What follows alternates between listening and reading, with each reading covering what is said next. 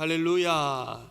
주의 놀라우신 은혜 또 크신 평강이 이 아침 우리 모든 성도님들과 함께 하시기를 다시 한번 주의 이름으로 축원합니다. 아멘.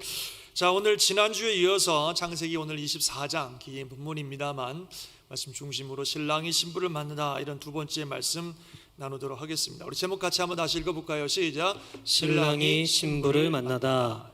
참 의미 있는 말씀입니다. 지난주에는 우리가 신부를 찾는 아브라함의 입장에서 말씀을 보았다면 오늘은 신랑을 만나는 리브가의 입장에서 말씀을 보려고 합니다. 지난주 나눈 말씀은 어떤 의미에서 본문을 문자 그대로 본문이 말씀하고 있는 바를 그대로 우리가 생각해 보았다면 오늘 함께 생각해 볼 것은 이 본문이 우리에게 주고 있는 영적 의미 또는 상징적 의미를 생각해 보려고 하는 것입니다. 사실 성경에서 남편과 아내 또 신랑과 신부라는 관계는 하나님과 이스라엘 백성 또는 예수님과 성도들의 관계를 표현하는데 상징적으로 쓰는 많이 사용하는 그런 모습입니다. 구약에서는 하나님을 남편으로 이스라엘 백성들을 아내로 그렇게 표현을 합니다. 그래서 이스라엘 백성들이 하나님이 아니라 이방 우상신들을 섬길 때에 하나님은 그들을 향하여 간음한 여인이라고 표현하고 음란한 백성이라고 많이 책망하시는 그런 걸 봅니다. 그래서 하나님은 남편으로 이스라엘 백성들은 아내로 이렇게 상징적으로 표현을 많이 합니다. 또 신약에서는 예수님은 신랑으로 또 우리 성도들은 신부로 그렇게 상징하는 경우들을 많이 보게 되죠. 에베소서 같은 데 보면 남편과 아내의 관계를 이야기할 때에 그리스도와 교회의 관계로 남편과 아내의 관계를 이야기하기도 하고요. 특별히 요한계시록에 보면 나중에 성도들이 다시 오실 예수님을 만나는 그 장면을 어린 양의 혼인잔치다 이렇게 말하면서 신랑 되시는 예수님을 신부되는 교회와 또는 신부되는 성도들이 함께 만나는 것으로 그렇게 표현을 하고 있다는 겁니다. 요한계시록 19장에 보면은 우리가 즐거워하고 크게 기뻐하며 그에게 영광을 돌리세 어린 양의 혼인 기약이 이르렀고 그의 아내가 자신을 준비하였으므로 이렇게 되어 있습니다. 또 21장에도 보면은 일곱 대접을 가지고 마지막 일곱 재앙을 닮은 일곱 천사 중 하나가 나와 내게 말하여 이르되 이리 오라 내가 신부 곧 어린 양의 아내를 내게 보이리라. 그래서 이렇게 성경에서는 하나님 또는 예수님을 남편으로 또는 신랑으로 이렇게 상징을 하고 이스라엘 백성들이나 또는 교회를 아내로 또는 신부로 이렇게 상징하는 경우들을 보게 된다는 거죠. 오늘 이 창세기 24장에서 아브라함이 그의 아들 이삭의 아내를 찾는 모습, 아니면 또 반대로 리브가가 그의 신랑 이삭을 만나는 이 모습은 신약으로 말하면 그리스도와 교회의 관계를 잘 말해주고 있다는 것입니다. 장차 신랑 되실 예수님을 만나게 되는 신부들, 성도들의 모습을 잘 보여주고 있다 하는 것입니다. 그래서 어떤 주석가는 오늘 이 창세기 24장에 신약의 모형들이 나오는데 아들 이삭의 아내를 찾기 위해서 또 종을 보내고 그 아들 이삭의 결혼식을 준비하는 이 아버지 아브라함의 모습 속에 예수 그리스도의 결혼식을 예수 그리스도의 그 만남을 준비하는 하나님의 모형이 보인다. 또 그 장차 리브가라고 하는 아내를 만나게 되는 이 이삭의 아들 이삭의 모습 속에 장차 성도들을 신부로 맞이하게 되는 예수님의 모형이 보인다. 그리고 아브라함의 명을 따라서 그 신부를 찾기 위해서 떠나고 그리고 그 신부를 아들 이삭에게로 데리고 오는 이 아브라함의 종의 모습 속에 그리스도의 신부될 성도들을 그리스도께로 인도하는 성령님의 모형이 나타난다. 그리고 신랑 이삭을 만나는 리브가의 모습 속에 장차 신랑 되실 예수님을 만나는 성도들의 모형이 나타난다. 이렇게 설명을 하고 있습니다. 제가 볼 때 굉장히 일리 있는 그런 해석이라고 생각됩니다. 그런 의미에서 오늘 신랑 이삭을 만나 결혼하게 되는 이 리브가의 모습을 통해서 장차 신랑 되신 예수님을 만나게 될 우리들의 모습이 어떤 모습이 되어야 하는가 하는 것들을 생각해 보고자 합니다. 우리 모두에게 큰 은혜와 또 축복의 시간이 되실 줄 믿습니다.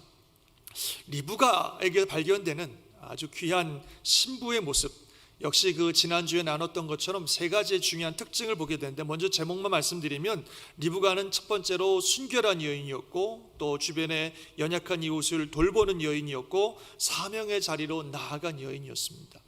이런 리브가의 어떤 모습과 삶으로 인해서 그녀는 아브라함의 종에 의해서 인도가 되어 선택이 되고 인도가 되어서 이삭을 만나게 되고, 그리고 이삭의 아내가 되는 그런 모습을 보게 됩니다. 그런데요, 신약을 이렇게 쭉 읽다 보면 신약에서 말씀하시는 장차 신랑 되신 예수님을 만나게 되는 신부들의 모습도 이와 같다 하는 사실을 알게 된다는 것입니다. 특별히 마태복음 25장에 보면 예수님께서 천국의 비유를 말씀하고 계시는데, 이 천국의 비유들을 가만히 보면 장차 주님을 만나게 될, 또는 신랑 되신 예수님을 만나게 될 성도들이 어떤 모습으로 살아야 되고 어떤 모습이 되어야 한다 하는 것을 잘 말씀해 주시는 그런 말씀들이 마태복음 25장에 나오는 천국의 비유들입니다. 거기 보면은 열처녀의 비유, 양과 염소의 비유, 달란트의 비유, 이런 것들이 나와요. 물론 제가 순서는 좀 바꿨어요. 원래 성경에는 열처녀 비유, 달란트 비유, 양과 염소의 비유 이렇게 되어 있습니다만 내용이 중요한 거기 때문에 창세기와 좀 연결시키기 위해서 제가 순서를 열처녀의 비유, 양과 염소의 비유, 달란트의 비유 이렇게 좀 순서를 넣는데요. 어쨌든 이 세 개의 비유가 오늘 리브가의 속에서 보여주는 모습과 굉장히 연관이 있다 하는 생각이 듭니다. 그래서 이 창세기 24장에 나오는 리브가의 모습과 마태복음 25장에 나오는 예수님의 비유를 좀 연결해서 오늘 신랑 예수님을 만나게 될 우리 신부들 성도들의 모습이 어떤 모습이 되어야 될지 한번 하나씩 생각해 보려고 합니다. 먼저는 말씀드린 것처럼 순결한 여인이라 하는 것입니다. 오늘 창세기 24장에서 리브가를 처음으로 소개해 주는 얘기가 나오는데 이렇게 소개하고 있습니다.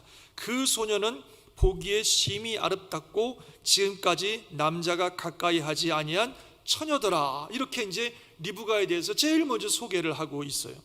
리브가는 아름답고 남자를 가까이 하지 아니한 순결한 여인이었습니다. 그래서 이삭의 신부가 될 수 있었습니다. 당연하죠. 아무리 여인이 대단하고 훌륭해도 순결한 여인이 아니면 이삭의 신부가 될 수 없습니다. 그래서 이 여인이 순결한 여인이라고 하는 것은 가장 기본적인 조건이고 가장 기본적인 모습입니다. 그런데 신랑 되신 예수님을 만나는 우리들도 영적으로 이런 모습이 되어야 된다는 겁니다. 우리도 영적으로 순결한 자가 되어야 됩니다.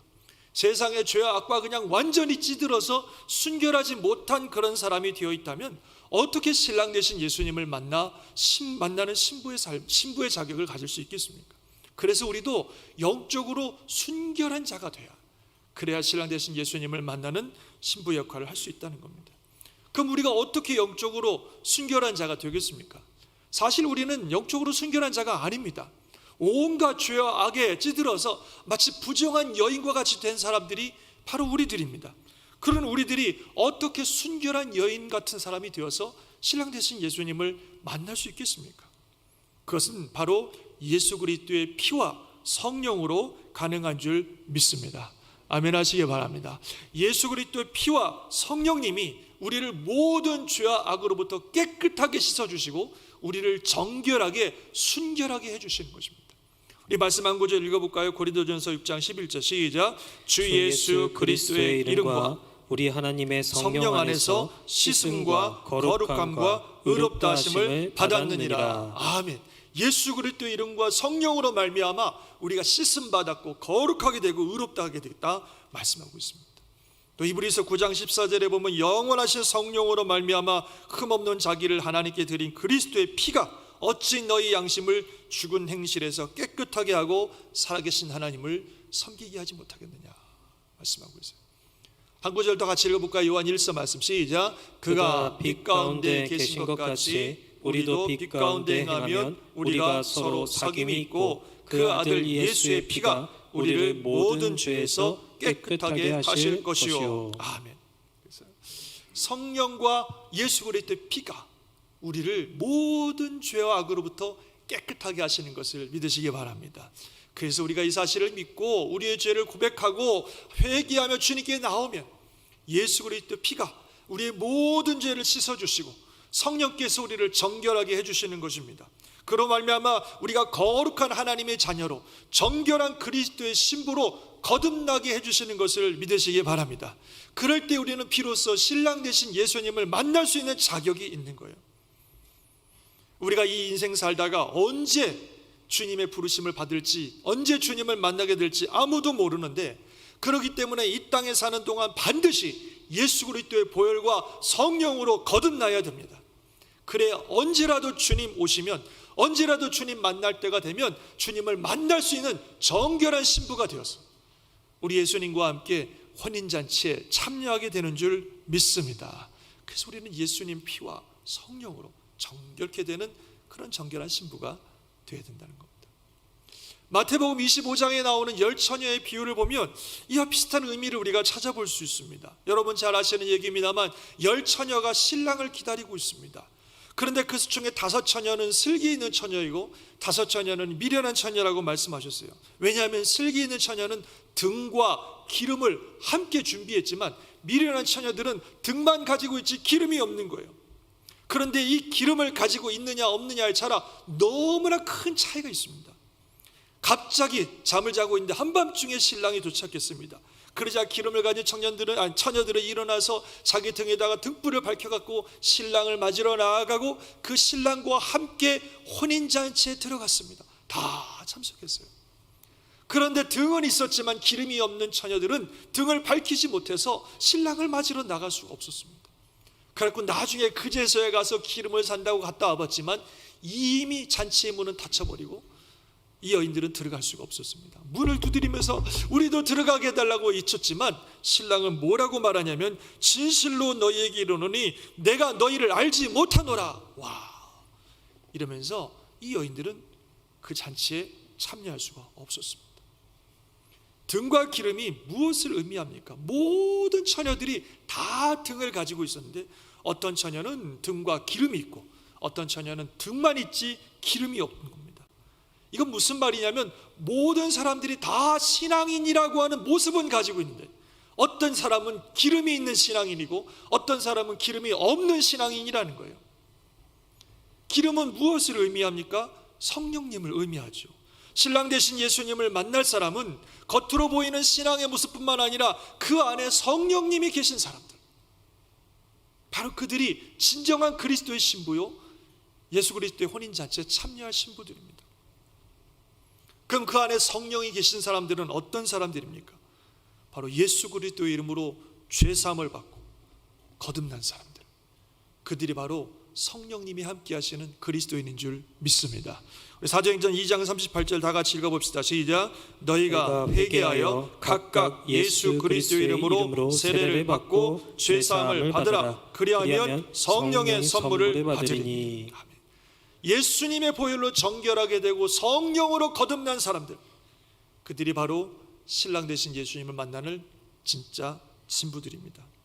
겉으로 보기에는 다 똑같은 신앙인 같지만 그 안에 거듭남이 없는, 그 안에 기름이 없는 사람들, 성령님이 계시지 않은 사람들, 성령으로 거듭나지 않은 사람들은 결코 주님을 만날 수가 없습니다. 언제 주님 오실지, 언제 주님을 만나게 될지 아무도 모르는데 우리는 반드시 예수 그리스도의 보혈로 모든 죄가 씻음받고 성령의 역사로 거듭난 그리스도인이 되어야 됩니다. 그래야 언제, 어느 때, 무슨 상황에서 주님을 만난다 할지라도 주님을 만날 수 있는 신부가 되는 것입니다. 그래야 혼인잔치에 참여하게 되는 것입니다. 준비가 되셨습니까?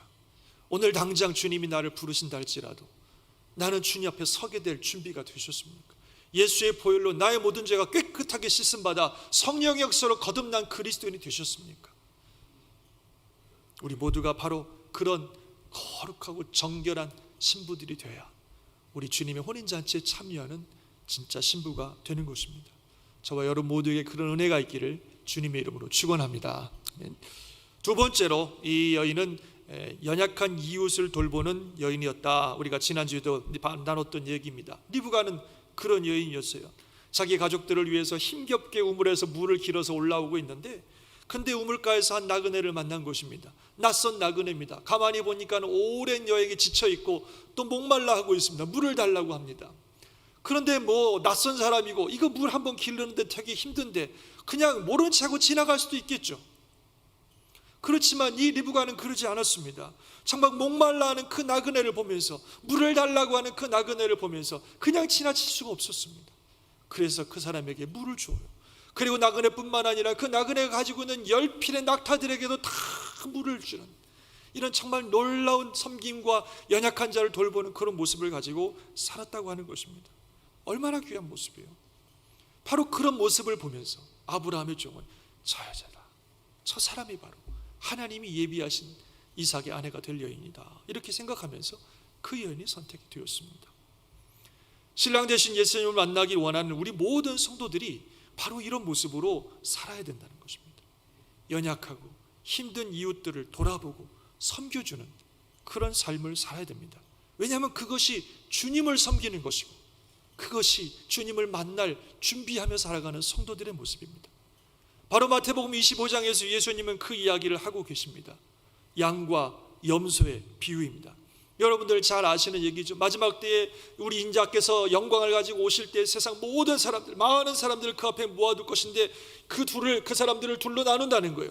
마치 목자가 양과 염소를 나누듯이 사람들을 둘로 나눠서 오른편에 있는 사람들과 왼편에 있는 사람들로 나누신다는 겁니다.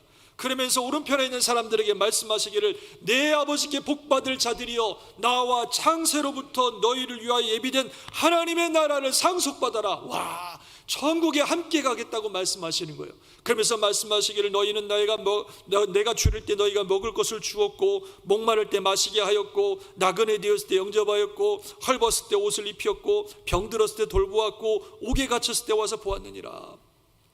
그랬더니 이 사람들이, 아니 우리가 언제 주님을 그렇게 섬겼습니까? 주님이 뭐라고 말씀하셔요? 다 같이 시작. 내가 진실로 너희에게 이르노니 너희가 여기 내 형제 중에 지극히 작은 자 하나에게 한 것이 곧 내게 한 것이니라 말씀하셨어요. 이번에 왼쪽에 있는 염소라고 구별된 사람들에게 주님은 너무나 무서운 말씀을 하세요. 저주받은 자들아, 나를 떠나 마귀와 그 사자들을 위해 예비된 영원한 불에 들어가라. 얼마나 무서운 말씀이에요. 그리고 그 이유에 대해서 말씀하시길, 너희는 내가 목마를 때 마시기, 너희는 내가 줄일 때 먹을 것 주지 아니하였고, 목마를 때 마시게 하지 아니하였고, 나그네 되었을 때 영접하지 아니하였고, 헐벗을 때 옷 입히지 아니하였고, 병들었을 때와 옥에 갇혔을 때 돌보지 아니하였느니라. 이 사람들도 우리가 언제 그랬습니까? 주님 말씀하시기를, 내가 진실로 너에게 이르노니 이 지극히 작은 자 하나에게 하지 아니한 것이 곧 내게 하지 아니한 것이라. 그러면 결론으로 이들은 영벌에, 의인들은 영생에 들어가리라 말씀하셨습니다. 주변에 연약한 형제 자매들, 배고프고 목마르고 병들고 힘들고 연약했을 때에 그들을 돌봐주는 것, 그것이 곧 주님을 섬기는 일입니다. 그리고 바로 그런 사람들이 우리 주님 다시 오셨을 때 주님과 함께 영생에 들어갈 자라고 우리 주님 말씀하셨습니다. 그렇지 아니하고 오직 자기 자신만 생각하고 주변에 연약한 사람들을 돌보지도 않고 관심조차 갖지 않았던 사람들, 그들을 향해 주님은 그런 주님을 무시하고 주님을 거역하고 거부하는 길이라고 말씀하셨습니다. 그리고 그런 사람들은 주님 다시 오셨을 때에 마귀를 위해서 예비된 영혼의 불에 들어간다고 주님이 말씀하고 계십니다. 그러므로 주님 다시 오실 때에 주님을 맞이하여 주님과 함께 천국장치에 영생에 들어갈 사람들은 주변의 연약한 형제 자매들을 돌보고 섬기는 사람들입니다. 물론 우리가 예수 믿고 성령으로 거듭난 사람들이 천국 가는 것이고 우리의 어떤 행위로 구원받는 건 아닙니다. 그러나 이런 주님의 말씀을 우리가 들어볼 때에 정말로 우리가 예수 그리스도의 이름으로 죄 씻음을 받고 성령으로 거듭나 우리 안에 성령님이 계시는 그리스도인들이라면 주변의 영혼들을 돌아보는 삶을 살게 된다는 거예요. 그것이 내가 거듭난 그리스도인이라고 하는 증거가 된다는 것입니다. 왜냐하면 내 안에 계신 하나님의 영이신 성령님께서 우리 안에서 그렇게 역사하시기 때문에 그렇습니다. 영혼을 사랑하시고 불쌍한 영혼을 불쌍히 여기시는 성령님께서 내 안에서 그렇게 역사하시기 때문에 진정으로 예수 그리스도의 보혈로 성령의 역사로 거듭난 그리스도인들이라면 주변에 있는 사람들에게 관심을 갖지 않을 수가 없다는 거예요. 그래서 그게 증거가 되는 것입니다. 우리는 어떠하십니까? 정말 주변에 연약하고 힘든 장제 자매들을 돌보고 섬기는 삶을 살고 있습니까? 진정으로 예수 그리스도의 피로 죄 씻음을 받고 성령으로 거듭난 삶이 되셔서 주변에 연약한 형제 자매들을 돌보며 섬기며 살다가 우리 주님 만나는 저와 여러분 되시기를 주의 이름으로 축원합니다. 아멘. 자, 세 번째로는 어떤 모습을 가지고 있었냐면 지난주도 말씀드린 거죠. 사명의 자리로 나아가는 삶이었다. 아브라함은 종을 보내면서 신부될 사람들은 반드시 가나안 땅으로 와야 된다. 비록 내 족속 하란 땅으로 너를 보내지만 거기에 머물러서는 안 되고 반드시 이곳 가나안으로 와야 된다. 그래서 아브라함의 종은 리브가를 선택한 후에 말하기를 나와 함께 가나안으로 가야 됩니다. 그 얘기를 합니다. 심지어는요, 그 종은 리브가의 집에서 딱 하룻밤만 잤어요. 그리고 다음날 일어나자마자 가겠다는 거예요. 가나안 땅으로. 그러니까 그 부모님들이 섭섭해갖고 아유 좀 더 있다 가요. 그냥 며칠만이라도 열흘이라도 있다 가자고. 안 된다는 거예요. 저는 지금 바로 가야 되겠다는 겁니다. 그러니까 부모님들이 그러면 우리 리브가에게 물어보자고. 리브가가 어떻게 대답하는지. 그때 리브가가 놀랍게도요 지체하지 않아요. 아브람과 종과 함께 가나안으로 가겠다고 그렇게 대답을 합니다. 그래서 바로 그들은 가나안으로 떠났습니다. 리브가는 정말 편안하고 익숙한 자기의 고향을 떠나 사명의 자리인 가나안으로 간 것입니다. 그리고 바로 그곳에서 신랑들 이삭을 만나고 이삭과 함께 장막에 들어가고 거기서 이삭의 아내가 되었습니다. 우리도 마찬가지예요. 신랑 되실 예수님을 만나야 되는 자리는 사명의 자리입니다. 주님이 우리에게 사명을 맡기셨을 때 지체하지 아니하고 그 사명의 자리로 나아가야 됩니다. 그래서 그 사명 감당하다가 바로 거기에서 신랑 되신 예수님을 만나 예수님과 함께 예수님의 장막으로 들어가서 영원한 천국에서 예수님의 신부로서 살아가게 되는 줄 믿으시기 바랍니다. 사명의 자리로 가야 돼요. 마태복음 25장에 보면 달란트 비유가 있습니다. 여러분 잘 아시는 비유. 주인이 타국으로 가면서 종들에게 달란트를 맡깁니다. 각각 재능대로 어떤 종에게는 5달란트를, 어떤 종에게는 2달란트를, 어떤 종에게는 1달란트를 맡겼습니다. 왜 맡겼어요? 그거 가지고 열심히 일해서 많은 이익을 남기라고 하는 주인의 명령이에요. 그래서 이 종들은 그거 가지고 열심히 일하는 게 그들의 사명입니다. 그런데 그 사명 감당하는 게 쉬운 일이 아니에요. 이 달란트 가지고 나가서 장사도 해야 되고 일도 해야 되고 뭐 열심히 가서 일을 해야 돼요. 그래야 뭐가 남죠. 불편하고 힘든 일입니다. 하지만 그것을 해야 되는 겁니다. 왜냐하면 그게 주님이 맡기신 사명이기 때문에. 1달란트 맡은 종은 그냥 땅에 묻어버렸습니다. 얼마나 편해요. 신경 쓸 것도 없고 그냥 뭐 나만 살면 되니까 그냥 땅에 묻어버리고 그냥 살았어요. 불편할 것도 없고 힘들 것도 없고 그냥. 결국 주인은 돌아오셨습니다. 어떻게 됐어요? 열심히 일해서 많은 것들을 남긴 종들은 칭찬받고 상급받고 주인의 즐거움에 참여해라. 우리 같이 말씀 한번 읽어볼까요? 시작. 잘하였도다 착하고 충성된 종아, 내가 적은 일에 충성하였음에 내가 많은 것을 내게 맡기리니 내 주인의 즐거움에 참여할지어다. 주인이 잔치자리에 불러주셨어요. 주인의 즐거움에 함께 참여하라고. 그런데 불편하고 힘들어서 주인이 맡긴 사명 관심조차 갖지 않고 땅에 묻어버리고 아무것도 안 한 종들은 악하고 게으르다고 주님께서 책망하시고 심판받았고 뭐라고 말씀하시냐면 이 무익한 종을 바깥 어두운 데 내쫓으라. 거기서 슬피 울며 이를 갈리라. 충성된 종은 주인의 즐거움에 참여하라고 초청을 받지만 악하고 게으른 종은 바깥 어두운 데로 내쫓으라고 주인이 말씀하시는 겁니다. 그래서 신랑 되신 예수님을 만나는 자리는 사명을 감당하는 자리예요. 착하고 충성된 종으로서 주의 사명을 감당할 때 주인의 즐거움에 참여한다고 하는 이런 축복을 누리는 것입니다. 사실 사명 감당한다는 거 힘듭니다. 불편하고 어려운 일이에요. 시간도 써야 되고 신경도 써야 되고 또 돈도 써야 되고 여러 가지로 불편한 일입니다. 그냥 편안하게 아무것도 하지 말고 그냥 편안하게 그냥 그렇게 신앙생활 하는 게 제일 편하겠죠. 그러나 우리가 주님과의 만남을 기대한다면, 주님과의 만남을 기다린다면, 주님의 즐거움에 참여하여 혼인잔치에 참여하는 신부의 삶을 살고 싶다면 하나님께서 우리에게 허락하신 사명의 자리로 가야 되고, 거기서 사명을 감당하다가 그 자리에서 주님을 만나는 것입니다.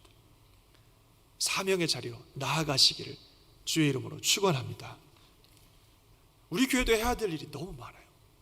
계속 광고하듯이 찬양단도 필요하고, 우리 일부 성가대도 빨리 서야 되는데 지금 사람들이 없어서 서지를 못해요. 성가대도 서야, 물론 뭐 코로나 때문에 좀 어려움은 있긴 합니다만 교사들 계속 얘기하고, 안내위원도 필요하고, 주차위원도 필요하고, 또 영혼들을 섬길 구역장들도 너무너무 많이 필요해요. 하나님께서 여러분들의 마음속에 부르심이 있으면 그 자리로 가셔야 돼요. 그 일들을 한다는 게 불편하죠. 힘들죠. 그냥 편안하게 아무것도 안 하고 신앙생활 하면 제일 좋겠죠. 그러나 주님이 부르시는 자리면, 주님께서 우리 마음에 주시는 자리면 그 자리로 가야 됩니다. 그리고 그곳에서 사명 감당하다가 주님 만나는 것입니다. 특별히 연약한 형제 자매들을 돌보는 거, 앞에도 말씀드렸지만 우리 성도들을 돌보는 거 참 어렵습니다. 우리 구역장님들, 또 우리 교구장님들, 또 많은 교육자들 열심히 하고 계신데 쉬운 일 아니에요. 그냥 내가 편한 사람, 내가 익숙한 사람, 내 가족들, 그런 사람들과 지나면 가장 편하죠. 낯선 사람들에게 다가가서 그들을 돌보고 그들을 위해서 기도하고, 이게 얼마나 어렵고 힘들고 불편합니까? 그러나 하나님이 주신 사명이기 때문에 너희는 가서 모든 족속으로 제자를 삼아 아버지, 아들과 성령의 이름으로 세례를 베풀고 내가 너에게 분부한 모든 것을 가르쳐 지키게 하라고 하시는 사명이기 때문에 가는 거예요. 가서 돌보는 거죠. 그게 우리가 주님을 기다리는 성도들의 삶입니다. 더 나아가서 우리 가운데 하나님이 어떤 선교지로의 부르심이 있으면 가셔야죠. 불편하죠. 그냥 내가 익숙한 이 나라에서 하는 게 좋지만 주님이 나를 또 다른 사역지로 부르시면 가야 됩니다. 그래서 그곳에서 사명 감당하다가 그 사명의 자리에서 신랑 되실 예수님을 만나는 것입니다. 저와 여러분에게 그런 은혜가 있기를 주의 이름으로 축원합니다. 정말 주님의 오심을 기다리며 신랑 되실 예수님을 만날 성도들이라면 그런 마음의 자세를 가지고 살아가는 것입니다. 말씀을 정리하죠. 신랑 되실 우리 주님 반드시 다시 오실 것이고, 우리는 주님을 만남을 기다리는 신부와 같은 사람들입니다. 하란 땅에 수많은 여인이 있었지만 리브가가 이삭의 아내로 선택되어서 이삭을 만났습니다. 10명의 처녀가 있었지만 그 중에 기름을 준비한 5명의 처녀만이 혼인잔치에 참여했습니다. 수많은 사람들이 있었지만 이웃을 섬기며 돌봤던 양과 같은 사람들이라고 한 그 사람들만이 영생에 들어가는 축복을 받았습니다. 3명의 종이 다 각각 재능대로 달란트를 받았지만 열심히 일했던 2사람만이 주인의 즐거움에 참여한 종이 되었습니다. 다시 오실 예수님을 기다리며 준비하는 사람만이 신랑 되신 예수님을 만나 혼인잔치에 참여하고 예수 그리스도와 함께 그의 장막에 들어가는 것입니다. 저와 여러분 모두가 예수 그리스도의 피와 성령으로 거듭난 정결한 그리스도인이 되시고 연약한 이웃들을 돌보는 그런 섬김의 삶들을 살아가고 또 주신 사명의 자리로 나아가 사명 잘 감당하며 살아갈 수 있기를 주의 이름으로 축원합니다. 그래서 우리 신랑 되신 예수님 만나게 될 그날에 다 함께 들림마다 우리 예수님의 어린 양의 혼인잔치에 참여하고 우리 예수님이 우리를 인도하셔서 그분의 장막, 영원한 장막으로 우리를 인도하셔서 그분과 함께 영생을 누리는 놀라운 축복 누리시기를 주님의 이름으로 축원합니다. 아멘. 할렐루야. 기도하겠습니다.